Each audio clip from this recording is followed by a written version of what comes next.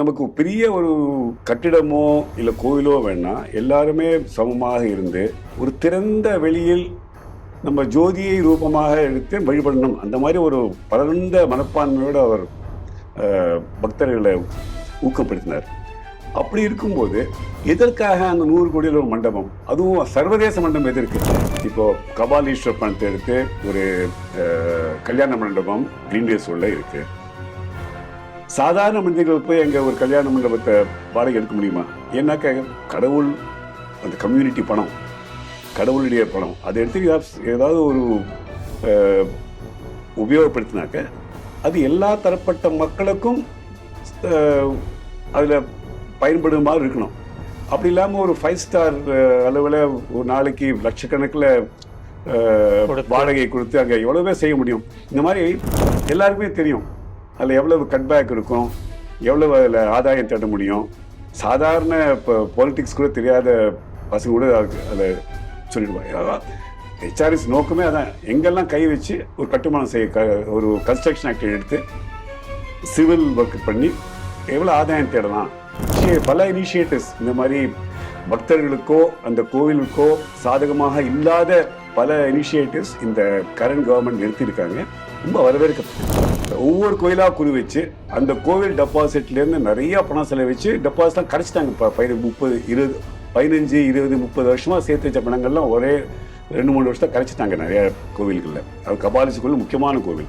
அப்படி இருக்கும்போது தமிழ்நாட்டு அரசாங்க பணமே கிடையாது, இல்லை கோவிலுடைய சொத்துக்கள் தான். 4,78,000 ஏக்கர் அக்ரிகல்ச்சர் லேண்ட் சொல்லிகிட்டே இருக்கோம். யாராவது 4,78,000 ஏக்கர் லேண்டுடைய டீட்டெயில்ஸ் என்ன, அது யார் கையில் இருக்கு, எவ்வளவு சாகுபடி செய்யறாங்க, எவ்வளவு பணம் வந்திருக்கா, இது மட்டும் ஒரு வெள்ளை இருக்க கிடையாது. அதே மாதிரி 29,000 கோடி இந்த நிலங்கள் மனைகள் இருக்கு, 24,000 கோடி ஸ்கொயர் ஃபீட்டு, 24 கோடி. நமக்கு நம்பர்ஸ் வரும்.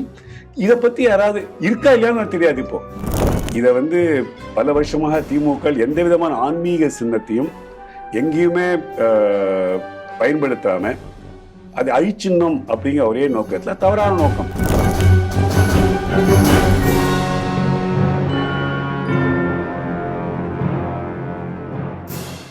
அரசு கையில் ஆலயங்கள் நிகழ்ச்சிக்கு ஸ்ரீ டிவி நேயர்களை இனிதே வரவேற்கிறேன்.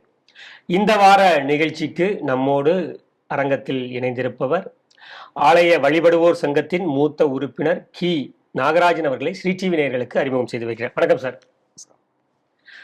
சார், வள்ளலார் அந்த சத்திய திருஞான சபை அங்கே சர்வதேச ஒரு மையம் அமைக்கணும் அப்படின்னு சொல்லிட்டு திமுக அரசு 2023 ஒரு அரசாணை வெளியிட்டது. அது ஒரு பிரம்மாண்ட விழாவாகவே அவங்க எடுத்தாங்க, அறிவிப்பு எல்லாம் வெளியிட்டாங்க. 100 கோடி செலவில் நாங்கள் இதை செய்ய போகிறோம் அப்படின்னு சொன்னாங்க.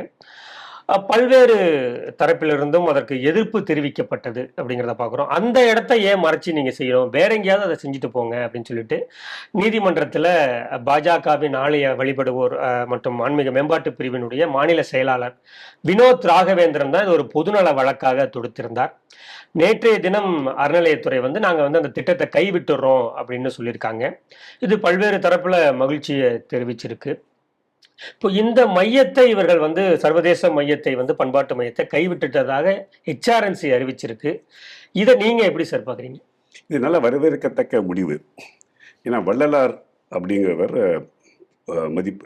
புனிதமான ராமலிங்க சுவாமிகள், அவர் ஒரு சனாதன தர்மத்துக்குள்ள பல குருமார்கள் நம்முடைய சமூகத்தை எப்படி மேம்படுத்தணும் அப்படிங்கிற முயற்சியில் சில ஆதாரமில்லா நம்பிக்கைகளில் கைவிட்டுட்டு எல்லா ஜாதியினரும் ஒன்று சேர்ந்து, இப்போ நம்ம தமிழ்நாட்டில் பார்க்குறோம் எவ்வளவோ ஜாதி கலவரங்கள் நடந்துட்டுருக்கு. நான் காஸ்ட்னு சொல்ல மாட்டேன், ஜாதி கலவரங்கள் அதிகமாக நடந்துட்டுருக்கு.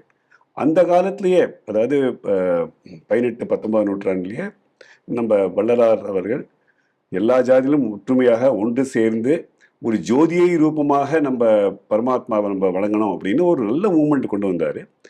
அவரை அந்த இடத்துல நிறைய பக்தர்கள் அவரை மதித்து போற்றி அங்கே பூஜை எல்லாம் செய்கிறாங்க. அங்கே அந்த இடத்துக்கு அவருடைய விருப்பம் என்னன்னாக்கா ஒரு திறந்த வெளியாக இருக்கணும். ஏன்னா அவர் கோயில்கள் கட்டலவர், கோயில் கூட அவரே ஐக்கியமானது ஒரு ஒரு ஜோதியில தான். சின்ன ரூம்ல ஐக்கியமாகி அவர் அவர் பாடுபட்டது எல்லாமே நமக்கு பெரிய ஒரு கட்டிடமோ இல்லை கோயிலோ வேணாம், எல்லாருமே சமமாக இருந்து ஒரு திறந்த வெளியில் நம்ம ஜோதியை ரூபமாக எடுத்து வழிபடணும். அந்த மாதிரி ஒரு பரந்த மனப்பான்மையோடு அவர் பக்தர்களை ஊக்கப்படுத்தினார்.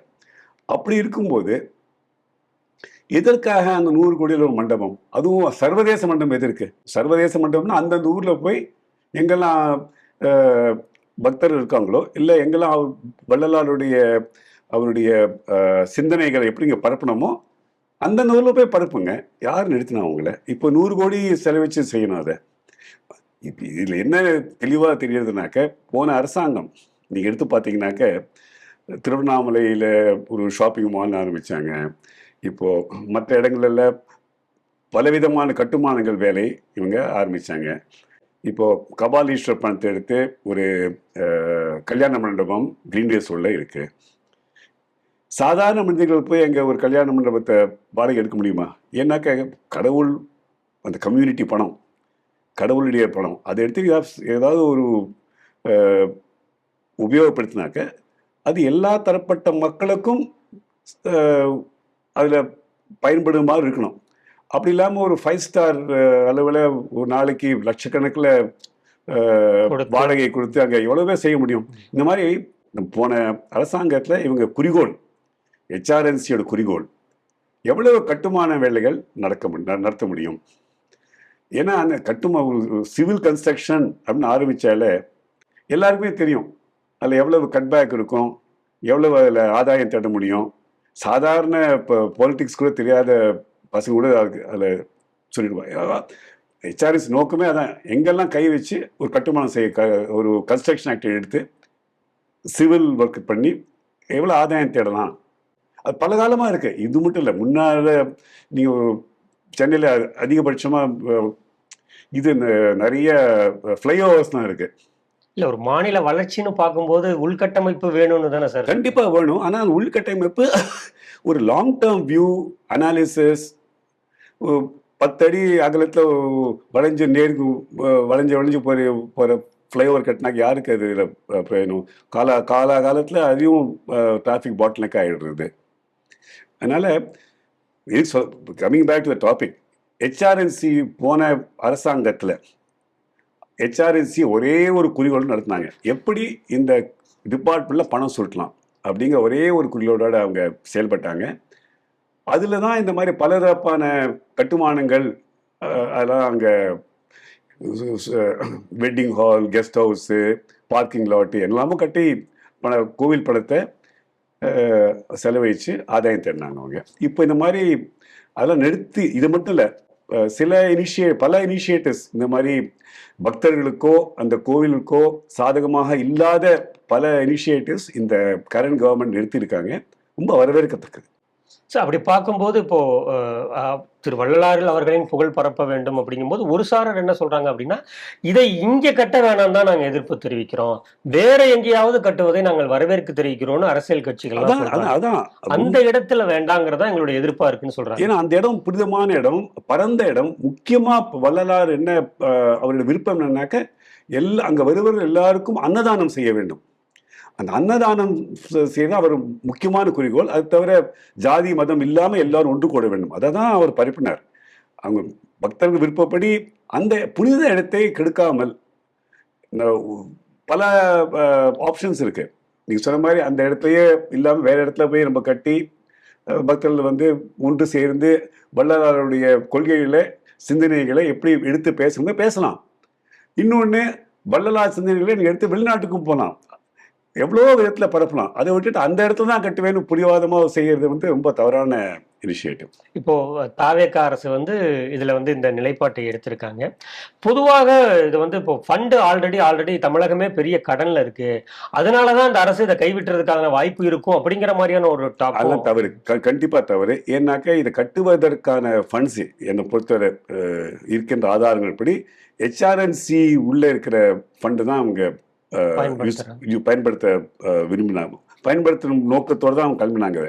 ஏன்னா அவங்ககிட்ட இப்போ போன அரசாங்கத்துல ஒவ்வொரு கோயிலா குறி வச்சு அந்த கோவில் டெபாசிட்ல இருந்து நிறைய பணம் செலவழிச்சு டெபாசிட்லாம் கரைச்சிட்டாங்க. 15, 20, 30 வருஷமா சேர்த்து வச்ச பணங்கள்லாம் ஒரே 2-3 வருஷத்தை கரைச்சிட்டாங்க நிறைய கோவில்கள்ல. அது கபாலீஸ்வரர் கோவில் முக்கியமான கோவில். அப்படி இருக்கும்போது தமிழ்நாட்டு அரசாங்க பணமே கிடையாது இதுல. எல்லாமே கோவிலுடைய சொத்துக்கள் தான். அந்தந்த கோவில் சொத்துக்கள், அந்தந்த கோவில் சொத்துக்கள்லேருந்து காமன் குட் ஃபண்ட்ஸ்னு அவங்க தனியா பணத்தை எடுத்து ஹெச்ஆர்என்சி அவங்க தனி ஃபண்டில் போட்டு வச்சுருக்காங்க. அது எதுக்குன்னாக்க சிதலமடைந்த ஒரு வசதி இல்லாத கோவில்களுக்கு புனரமைக்கவும் அதற்கான ஒரு கால பூஜைக்கு உதவி பண்ணவும் வழிபடுறதுக்கும் அந்த கோவிலுடைய மெயின்டெனன்ஸ்க்கும் உபயோகப்படுத்தும். அதுக்கு தான் பண்ணுமே தவிர திடீர்னு நான் ஹால் கட்டுறேன் அது கட்டுறேன்னு கிளம்பக்கூடாது, தவறு. ஸோ இப்போ இந்த நிலைப்பாட்டை நீங்க வரவேற்கிறீங்க? தாவேக்காரர்களுடைய இந்த இப்போ நிலைப்பாடு நம்ம தாவேக்கா பற்றி நம்ம ஒரு கண்டிப்பாக அவங்களுடைய நிலைப்பாடை நம்ம பாராட்டணும். ஏன்னாக்க அவங்க என்ன செய்கிறாங்கன்னாக்க அவங்க புதுசாக வந்திருக்காங்க.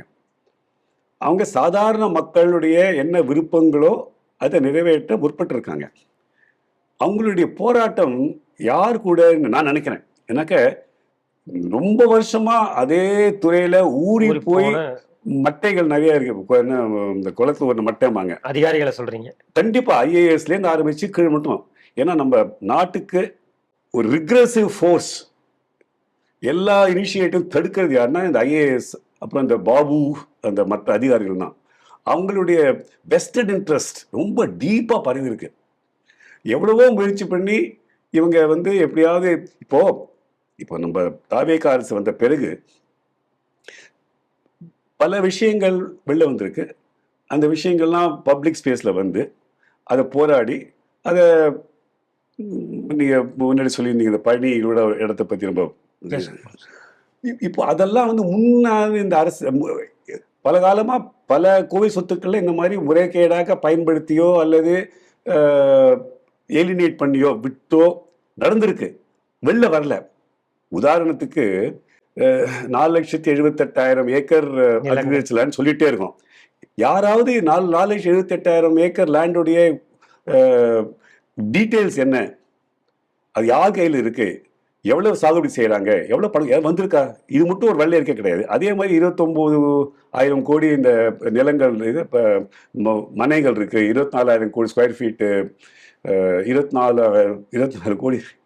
நமக்கு நம்பர்ஸ் ஆர் சோ லார்ஜ். இதை பத்தி யாராவது இருக்கா இல்லையான்னு தெரியாது. இப்போ அந்த மனைகள் யார் இருக்காங்க, அந்த கட்டடங்கள் யார் இருக்காங்க, என்ன வருமானம் யாருக்குமே தெரியாது. போன அரசாங்கத்துல இதெல்லாம் அந்த அரசாங்க அதிகாரிகளோ தவறு நடந்திருக்கு. முடிந்த அளவுக்கு இந்த சமூக ஆர்வலர்கள் நம்ம TWS ரமேஷ் அவர்களோ அல்லது மற்றவர்களோ ஆலயம் காப்போர் சங்கம் எல்லாம் கொண்டு வந்திருக்காங்க. அவங்கெல்லாம் எண்ணி பார்த்தா ஒரு கையில அடங்காது, அவ்வளவுதான் இருக்காங்க. அதுக்குமே நிறைய ராங் ஆக்ஷன் நடந்திருக்கு. அதெல்லாம் வெளியே வராம தடுத்தது அந்த அதிகாரிகள் தான். இப்போ கவர்மெண்ட் மாறுறதுனால அந்த உள்ள இருக்க அதிகாரிகள்ல ஒன்று மட்டும் நம்ம ஒப்புத்துக்கணும், HRNC இருக்க அதிகாரிகள் எல்லாருமே தவறான செயல் ஈடுபடுகிறாருன்னு சொல்ல முடியாது. ரொம்ப நல்ல நேர்மையான கோவில்களை பாதுகாக்கணும் அப்படிங்கிற ஒரு நம்பிக்கையோட செயல்படுற அதிகாரிகள் நிறைய இருக்காங்க. அவங்க தான் இப்போ ஒவ்வொன்றா தவறு நடக்கும்போது கொண்டு வராங்க. தைரியம் இப்போ இருக்கு, முன்னாடி அந்த தைரியம் கிடையாது. ஏன்னா அரசாங்கம் அவங்களை எதிர்க்க, அரசாங்கம் தவறாக நடக்க அதிகாரிகளை ஊக்குவித்திருந்தார்கள். இப்போ இந்த என்னாச்சுனாக்க ஏதாவது ஒன்று நடந்தா உடனே டக்குன்னு வெளில வந்துடுறது. முன்னாடி எல்லாம் தெரிஞ்சுக்க எல்லாம் பண்றதுல. இப்போ திமுக ஆட்சியில வள்ளலார் அவர்களுக்கு அந்த புனித பட்டை, அந்த திருநீர் இல்லாமல் தான் ஒரு அரசு நிகழ்ச்சிகள் எல்லாம் படங்கள் வைக்கப்பட்டது சார். இப்போ அந்த தவறை இந்த தாவேக்கா அரசு திருத்தும் நீங்க நினைக்கிறீங்களா சார்? திருத்தணும் கண்டிப்பா. ஏன்னாக்க அந்த புனித திருநீர் அப்படிங்கிறது நம்மளுடைய மக்களுடைய ஒரு சின்னம். இதை பல வருஷமாக திமுக எந்த விதமான ஆன்மீக சின்னத்தையும் எங்கேயுமே பயன்படுத்தாம அது அழிச்சின்னம் அப்படிங்கிற ஒரே நோக்கத்தில் தவறான நோக்கம். ஏன்னா இப்போ ஆனால் காலப்போல மாறிட்டு தான் வந்தது. பல திமுக அதிபர்கள்லாம் குங்குமம் விட்டுட்டு திருநீர்லாம் போட்டுட்டு வர்றாங்க அப்போ வீட்லயோ வெளியோ.